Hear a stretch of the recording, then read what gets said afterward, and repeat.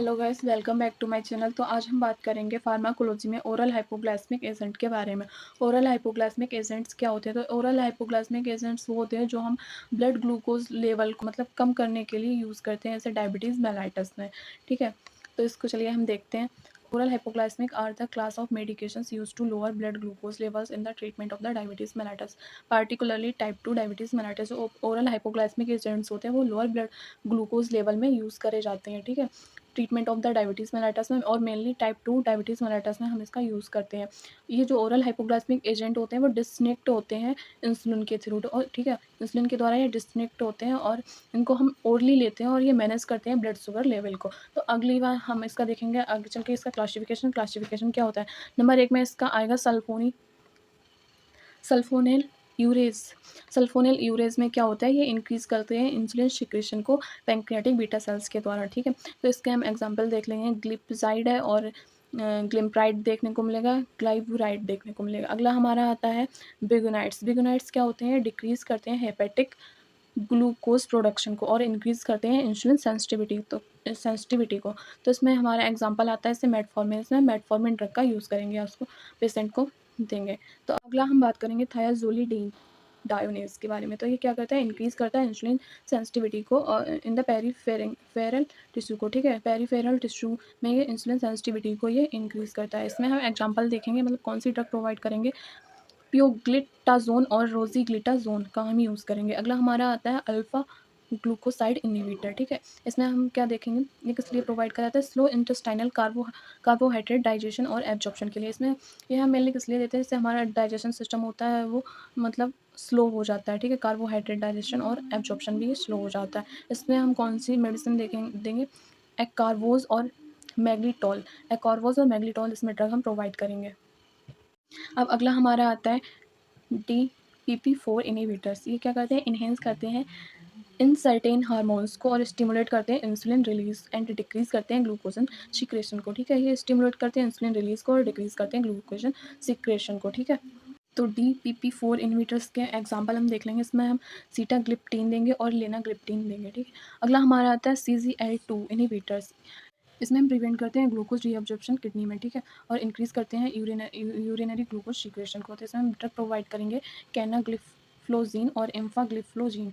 तो अगला हम बात करेंगे कंपोजिशंस के। कंपोजिशंस क्या क्या होते हैं। कंपोजिशन में यह एक किस कंपोजिशन के थ्रू ये बना हुआ था, ये composed of various chemicals classes like the sulfonyl urease और बिगोनाइड्स है, CCL2 है, इनहिबिटर वगैरह, इनके थ्रू ये बना हुआ होता है या ये कंपोज्ड होता है। अगला हम बात करेंगे इसका ओरल हाइपोग्लाइसेमिक के मोड ऑफ एक्शन या एक्शन के बारे में, किस तरीके से बॉडी पे एक्शन शो करता है। These drugs act by increasing the secretion of insulin, so these are the effective in those patient whom functional tissue are completely destroyed. ठीक है, ये जो करते हैं इंसुलिन के सीक्रेशन को इंक्रीज करते हैं और इफेक्ट करते हैं उन पेशेंट्स को जिनके फंक्शनल टिश्यू जो होते हैं वो कम्प्लीटली डिस्ट्रॉय हो जाते हैं। और ये इंक्रीज करते हैं पेरीफेरल यूटिलाइजेशन ग्लूकोज, मतलब ग्लूकोज के पेरीफेरल यूटिलाइजेशन को इंक्रीज करते हैं, as well as increasing the sensitivity of the tissue to the insulin, और इंक्रीज करते हैं सेंसिटिविटी ऑफ टिश्यू की इन द इंसुलिन में। ठीक है, इंसुलिन के साथ डोसेस, मतलब ये कितनी डोज या कितनी क्वांटिटी में हम इनको पेशेंट को प्रोवाइड कराएंगे। तो क्लोरप्रोपामाइड को हम 250 mg से 500 mg तक देंगे ओडी में। टॉलब्यूटामाइड को हम 100 mg से 500 mg तक प्रोवाइड करेंगे। ग्लिपजाइड है जो 2.5 mg प्रोवाइड करेंगे। मेटफॉर्मिन 500 mg प्रोवाइड करेंगे और फेनफॉर्मिन जो है वो 200 से 400 mg प्रोवाइड करेंगे। ये रूट देख लेंगे, ये किस रूट के द्वारा इनटेक करेगा पेशेंट। तो इसमें ओरली पेशेंट को दी जाएगी। ठीक है, तो ओरली पेशेंट इनटेक करेगा। अब हम इसके इंडिकेशन देखेंगे। इंडिकेशन मतलब यूजेस, किस किस मतलब कि बीमारी में, डिजीज़ में या किस कंडीशन में हम इसको प्रोवाइड कराएंगे। तो हाइपरग्लाइसीमिया में देंगे और डायबिटीज़ मेलाइटस में देंगे। They reduce the body weight, अगर बॉडी वेट रिड्यूस करें तो उसमें भी ये मदद करते हैं। ठीक है, biguanides are used along with the insulin and sulfonylureas to produce a better control of the blood sugar. ठीक है, बिगोनाइड्स जो होते हैं वो यूज़ करे जाते हैं इंसुलिन और सल्फोनाइल यूरेज के साथ, जो कि प्रोड्यूस करते हैं यूज़ करते हैं better control of the blood sugar. ठीक है, ब्लड शुगर को बेटर तरीके से ये कंट्रोल करते हैं। अब अगला हम देखें कॉन्ट्राइंडिकेशन। कॉन्ट्राइंडिकेशन मतलब किस कंडीशन में ये हम नहीं दे सकते हैं पेशेंट को। टाइप 1 डायबिटीज़ मेलाइटस में नहीं इसको प्रोवाइड करा सकते हैं। प्रेगनेंसी या लैक्टेटिंग वूमेन को भी हम ये नहीं दे सकते हैं। डायबिटिक कोमा अगर पेशेंट को, तो उसमें भी हम नहीं दे सकते हैं। कीटो एसिडोसिस है, उसमें भी हम प्रोवाइड नहीं करेंगे। लैक्टेशन तो बता ही चुकी हूँ। सीवियर इन्फेक्शन, अगर ट्रोमा हो सकता है उसमें भी हम पेशेंट को ये नहीं दे सकते हैं। Renal, hepatic and thyroid impairment में भी नहीं देंगे।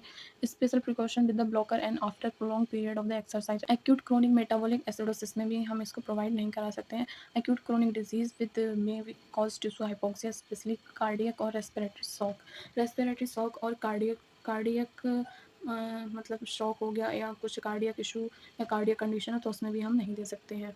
और एम आई मतलब मायोकार्डियल इन्फेक्शन और शॉक, उसमें भी हम ये प्रोवाइड नहीं करा सकते हैं।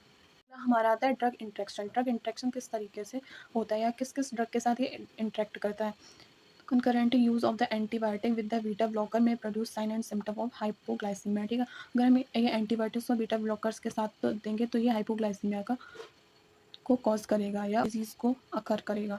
ठीक है, तो अगला हमारा आता है साइड इफ़ेक्ट। साइड इफ़ेक्ट मतलब किस किस कंडीशन ये क्या क्या साइड इफ़ेक्ट शो करेगा। ठीक है, जैसे माइल्जिया हो गया है, मायोपैथी हो सकता है, रिएब्डोमाइलोसिस भी हो सकता है, हेडेक भी ये कॉज कर सकता है, नोज़िया हो सकता है, वोमिटिंग, कॉन्स्टिपेशन या डायस्पेप्सिया हो सकता है। ठीक है, अब हम इसके एडवर्स इफेक्ट हैं। एडवर्स इफेक्ट मतलब जो ये सीवियर इफेक्ट जो शो करती है उसको हम एडवर्स इफेक्ट बोलते हैं। जैसे हाइपोग्लाइसीमिया इन ओवरडोज, अगर ओवरडोज के कारण हाइपोग्लाइसीमिया हो सकता है, नोज़िया, वोमिटिंग या डायरिया, कॉन्स्टिपेशन, प्रेस्थेसिया हो सकता है, ज्वाइंटिक ड्रग टू क्लोरप्रोमामाइड। ठीक है, ज्वाइंटिक हो सकता है क्लोरप्रोमामाइड ड्रग के साथ। ठीक है, फ्लैचुलेंस देखने को मिल सकता है, हेडेक हो सकता है और वेट गेन भी हो सकता है इसके कारण।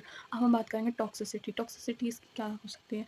Overdose of oral hypoglycaemic drugs leads to the hypoglycaemic lactic acidosis, heart failure, pancreatitis और डायबिटिक कीटोएसिडोसिस। ठीक है, अगर हम ओवरडोज ले लेंगे इसकी ओरल हाइपोग्लाइसेमिक एजेंट की तो ये हाइपोग्लाइसीमिया हो सकता है, लैक्टिक एसिडोसिस देखने को मिल सकता है, हार्ट फेलियर भी हो सकता है, पैंक्रियाटिस भी हो सकता है, डायबिटिक कीटोएसिडोसिस भी देखने को मिलेगा। तो अब अगला हम बात करेंगे रोल ऑफ नर्स की। रोल क्या मतलब जो नर्स होती है उसका क्या क्या रोल होता है या वो किस तरह से पेशेंट की केयर करेगी। ठीक है, मॉनिटर करेगी सबसे रेगुलर ब्लड ग्लूकोज लेवल। सबसे पहले वो मॉनिटर करेगी ब्लड ग्लूकोज लेवल को, एसेस करेगी adverse reaction during the therapy और मेंटेन करेगी आई चार्ट और respiratory rate and the character of respiration should be checked and record. ठीक है, जो रेस्पिरेशन रेट होती है उसको वो चेक करेगी और जो रेस्पिरेशन मतलब रिकॉर्ड भी जो है वो उसको मतलब किस तरीके से रेस्पिरेशन उसके कैरेक्टर शो कर रहा है उसको भी ये रिकॉर्ड करेगी। ठीक है, और avoid the alcohol intake during the drug therapy. Patient को बताएगी कि उसको अल्कोहल अवॉइड करनी है ड्यूरिंग द थेरेपी। ठीक है,